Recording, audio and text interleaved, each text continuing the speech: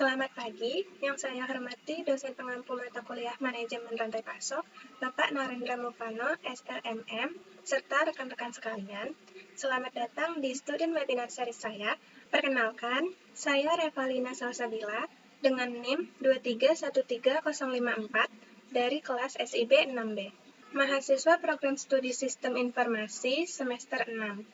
Pada kesempatan berharga hari ini, saya akan membawakan sebuah topik yang sangat krusial bagi keberlangsungan bisnis modern saat ini, berjudul Digital Command Center Membangun Rantai Pasok Tangguh di Era VUCA. Di webinar ini, kita tidak hanya akan berdiskusi mengenai teori di atas kertas, tetapi kita akan membedah bagaimana arsitektur teknologi informasi bertindak sebagai penyelamat operasi bisnis di tengah badai ketidakpastian global. Mari kita kunci terlebih dahulu tujuan dari presentasi webinar kita hari ini. Ada 3 poin kompetensi utama yang ingin kita capai. Pertama, kita ingin menganalisis bagaimana infrastruktur digital mampu memitigasi risiko operasional. Kedua, pembahasan ini berakar secara ilmiah pada integrasi dua modul perkuliahan kita, yaitu keunggulan operasi digital pada pertemuan ke-7 dan ketahanan rantai pasok pada pertemuan ke-11. Dan terakhir, sebagai mahasiswa sistem informasi, kompetensi utama kita adalah mampu merancang dan menyinkronkan aliran data teknologi menjadi solusi taktis di dunia industri. Sekarang, mari kita lihat peta konsep besarnya pada slide ini. Mengapa kedua materi ini sangat cocok dipadukan?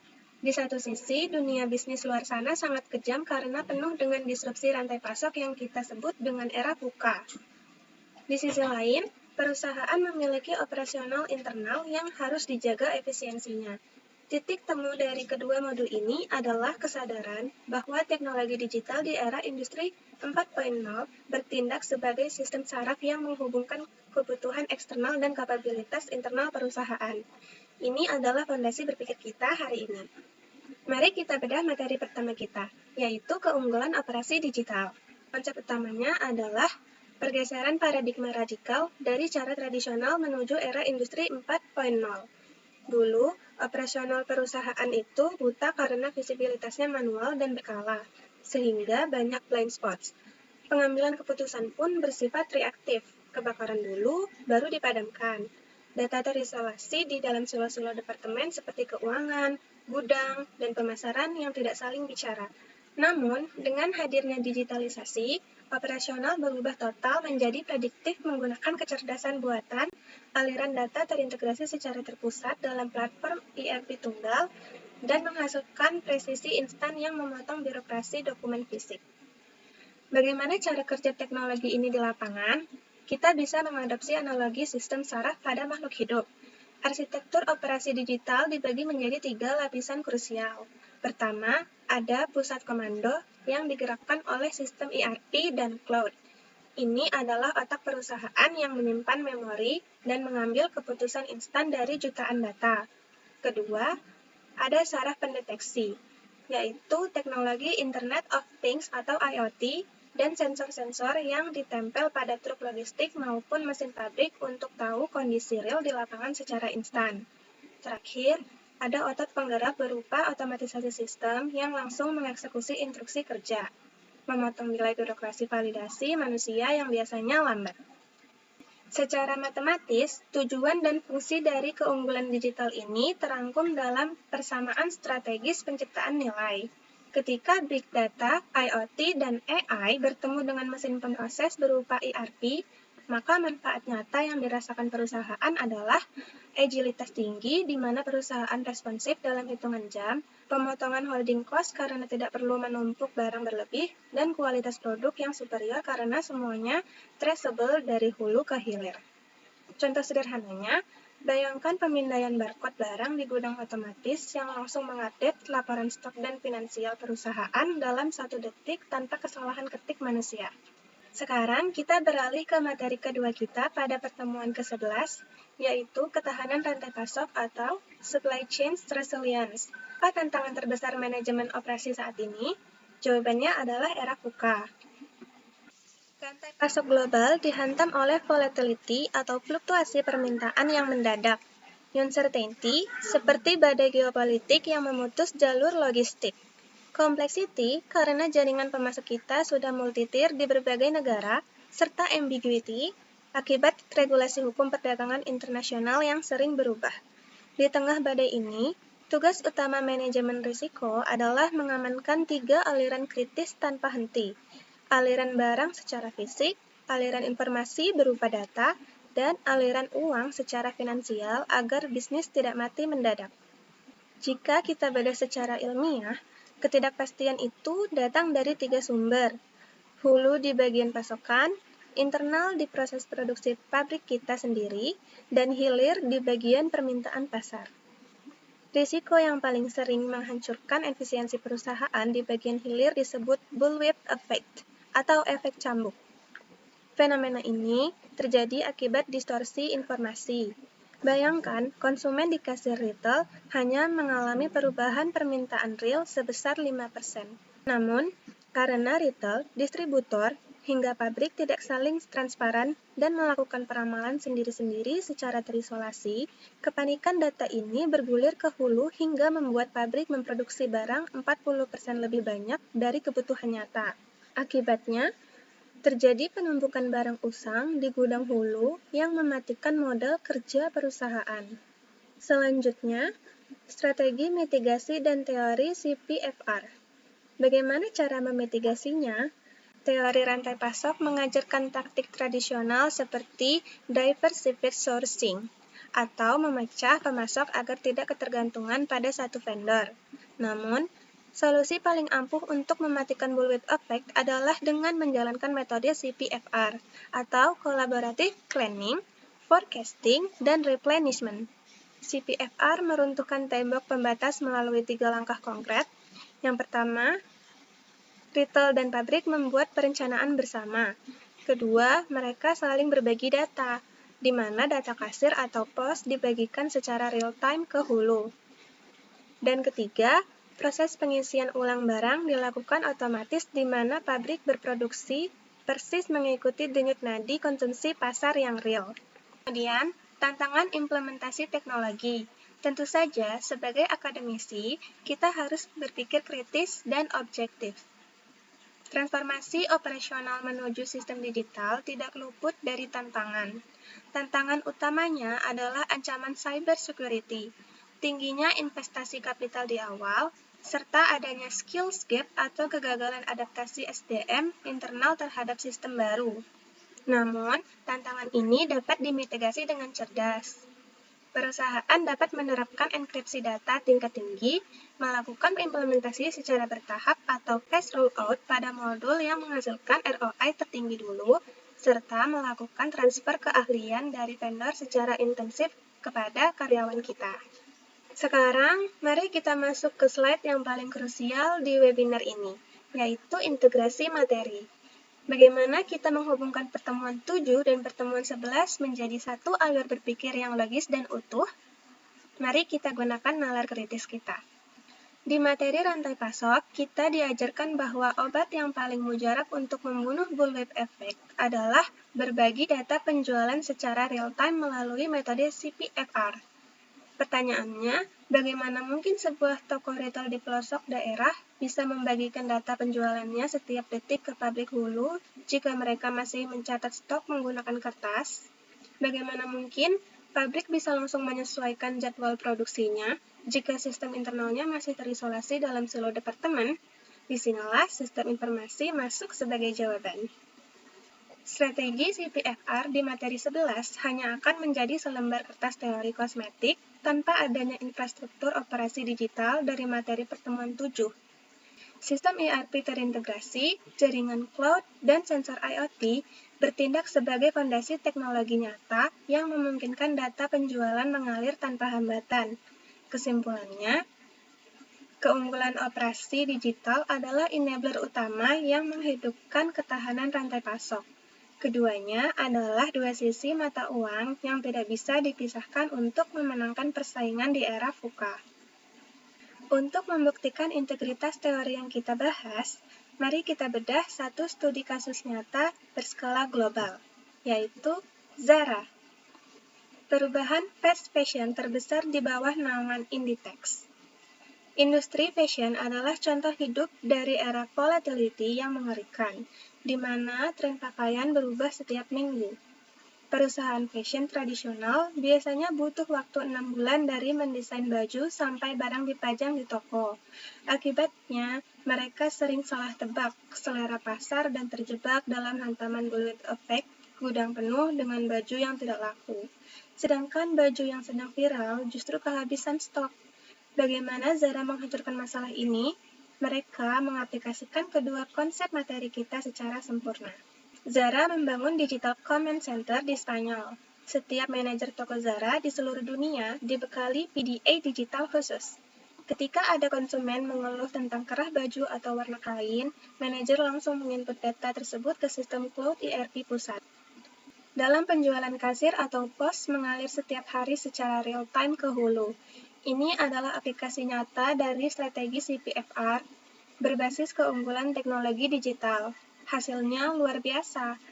Desainer Zara langsung membuat rancangan baru berdasarkan data aktual hari itu, dan pabrik otomatisasi mereka langsung memotong kain sesuai kuantitas permintaan pasar. Menggunakan sistem tarik atau pull model, Zara berhasil memangkas total lead time operasional mereka dari 6 bulan menjadi hanya 2 hingga 3 minggu saja. Mereka memiliki tingkat dead stock atau barang tidak laku terendah di dunia. Kasus Zara membuktikan secara empiris bahwa integrasi antara operasi digital dan ketahanan rantai pasok melahirkan keunggulan kompetitif yang mutlak. Baiklah, demikian pemaparan studi kasus yang menutup sesi penyampaian materi kita. Sekarang saya membuka sesi tanya-jawab atau Q&A. Bagi rekan-rekan yang ingin mendalami lebih lanjut mengenai arsitektur teknologi informasi ataupun manajemen risiko operasional ini, saya persilakan. Saya ingin bertanya, Silakan. di era VUCA, perubahan terjadi sangat acak dan cepat. Jika sensor load dan big data di Digital Command Center memberikan data prediktif yang keliru akibat anomali pasar yang belum pernah terjadi sebelumnya, misalnya krisis global mendadak, bagaimana sistem mengkalibrasi ulang dirinya agar keputusan otomatis yang diambil oleh ERP tidak justru memperparah bullwhip efek di tingkat hulu? Baik, terima kasih atas pertanyaannya. Jadi, pertama kita harus memahami bahwa Digital Command Center dan teknologi industri 4.0 yang kita bahas di pertemuan 7 seperti AI, IoT, dan Big Data bukanlah sistem otonom yang berjalan 100% tanpa kendali manusia, melainkan sebuah decision support system atau sistem pendukung keputusan. Ketika terjadi krisis global mendadak atau anomali pasar yang belum pernah ada historinya, algoritma prediktif memang berpotensi membaca lonjakan atau penurunan data secara keliru. Jika data keliru ini langsung dieksekusi secara otomatis oleh sistem ERP untuk melakukan pemesanan massal, hal itu justru akan menjadi pemicu utama bullwhip effect yang masih di tingkat hulu. Oleh karena itu, strategi kalibrasi sistem yang paling efektif menggunakan 3 pendekatan, yaitu pertama, penerapan human in the loop. Sistem arsitektur SI harus dikonfigurasi dengan batasan toleransi. Jika sensor IoT mendeteksi fluktuasi data ekstrim yang melewati ambang batas normal, ERP secara otomatis akan membekukan fungsi auto-replenishment atau pengisian ulang otomatis, dan mengalihkan status sistem ke mode pemberitahuan dan validasi manual. Disinilah intuisi, pengalaman, dan penilaian strategis dari seorang manajer operasi bertindak sebagai circuit breaker untuk menolak atau merevisi rekomendasi sistem. Yang kedua, kalibrasi parameter fleksibel pada ERP. Manajer operasi akan melakukan intervensi manual untuk mengubah parameter safety stock dan lead time di dalam sistem ERP agar sesuai dengan realitas krisis di lapangan, bukan berdasarkan prediksi masa lalu. Kemudian pendekatan ketiga yaitu validasi silang melalui interaksi CPFR. Sebelum data anomali tersebut menyebar ke hulu, manajemen akan menggunakan platform kolaboratif CPFR untuk melakukan komunikasi langsung dua arah dengan pemasok utama guna memastikan apakah lonjakan tersebut real atau sekadar kepanikan pasar sementara. Kesimpulannya, teknologi memberikan visibilitas dan kecepatan data secara real-time, namun koordinasi strategis dan ketajaman intuisi manusialah yang menjadi benteng terakhir ketahanan rantai pasok dalam meredam badai VUCA. Baik, apa ada yang ingin ditanyakan lagi? Izin bertanya, Ya, silahkan. seringkali tantangan terbesar transformasi digital itu bukan teknologi, melainkan resistensi perubahan dari SDM yang terbiasa menggunakan cara manual atau silo data. Menurut analisis Anda, bagaimana strategi manajemen perubahan yang paling efektif agar implementasi digital command center ini benar-benar diadopsi oleh seluruh tim di rantai pasok? Terima kasih. Baik, terima kasih untuk pertanyaannya. Jadi, untuk mengatasi resistensi perubahan dari cara manual atau silo data menuju sistem digital command center yang terintegrasi, kita memerlukan strategi change management atau manajemen perubahan yang komprehensif yang berfokus pada 3 pilar utama. Pilar pertama yaitu transparansi nilai dan eliminasi ketakutan. Resistensi biasanya lahir dari rasa takut digantikan oleh teknologi. Strategi pertama adalah membangun komunikasi dua arah yang transparan, bahwa implementasi Digital Command Center ini diposisikan sebagai enabler atau alat bantu, bukan pengganti manusia. Kita harus menunjukkan kepada tim operasional bahwa dengan adanya sistem ini, pekerjaan manual yang repetitif dan melelahkan seperti input data Excel berulang kali di tiap departemen akan dihilangkan, sehingga mereka bisa naik level menjadi analisis strategis yang memiliki waktu kerja lebih efisien. Pilar kedua, yaitu mitigasi kesenjangan keterampilan atau skills gap mitigation. Kita tidak bisa menuntut adopsi instan tanpa pelatihan yang manusiawi. Perusahaan harus memfasilitasi program pelatihan yang intensif dan bertahap, atau phase training. Pelatihan ini tidak boleh hanya berfokus pada bagaimana cara mengeklik tombol di sistem, tetapi harus menjelaskan mengapa disiplin input data mereka sangat berpengaruh pada keselamatan operasional rekan mereka di departemen lain. Ini penting untuk mengikis ego sektoral dan meruntuhkan mentalitas silo. Dan pilar ketiga yaitu membangun budaya berbasis data atau data-driven culture lewat insentif. Manajemen puncak harus menyelaraskan key performance indicators karyawan dengan integrasi sistem. Selama karyawan masih dinilai berdasarkan performa departemennya sendiri secara terisolasi, silo data akan tetap ada. KPI harus diubah menjadi KPI berbasis performa rantai pasok secara keseluruhan yang datanya ditarik langsung dari sistem ERP. Ketika transparansi data dihargai dan dijadikan dasar penilaian prestasi atau bonus, karyawan akan dengan sendirinya meninggalkan cara lama yang manual. Kesimpulannya, mengintegrasikan teknologi itu mudah, tetapi mengintegrasikan hati dan pikiran SDM adalah kunci keberhasilannya. Transformasi digital tidak akan pernah sukses tanpa diikuti oleh transformasi budaya kerja. Baik, kalau begitu, sebagai penutup dari webinar hari ini, mari kita rangkum materi yang kita bahas hari ini. Pertama, era VUCA mewajibkan adanya ketahanan operasi. Kedua, musuh utama kita adalah bullwhip effect akibat asimetri informasi. Ketiga, teknologi digital di era industri 4.0 hadir sebagai jawaban sistem saraf operasi. Keempat, kolaborasi rantai pasok seperti CPFR wajib berdiri di atas infrastruktur teknologi informasi yang mapan. Dan kelima, kesuksesan empiris Zara memvalidasi keunggulan strategi ini. Pesan akhir dari saya, di lanskap industri modern saat ini, persaingan bisnis bukan lagi tentang produk siapa yang paling hebat, melainkan tentang rantai pasok digital siapa yang paling tangguh, lincah, dan transparan. Saya, Revalina Salsabila, pamit undur diri. Terima kasih yang sebesar-besarnya atas perhatian Bapak dosen pengampu dan rekan-rekan sekalian. Kurang lebihnya mohon dimaafkan. Salam sehat dan selamat pagi.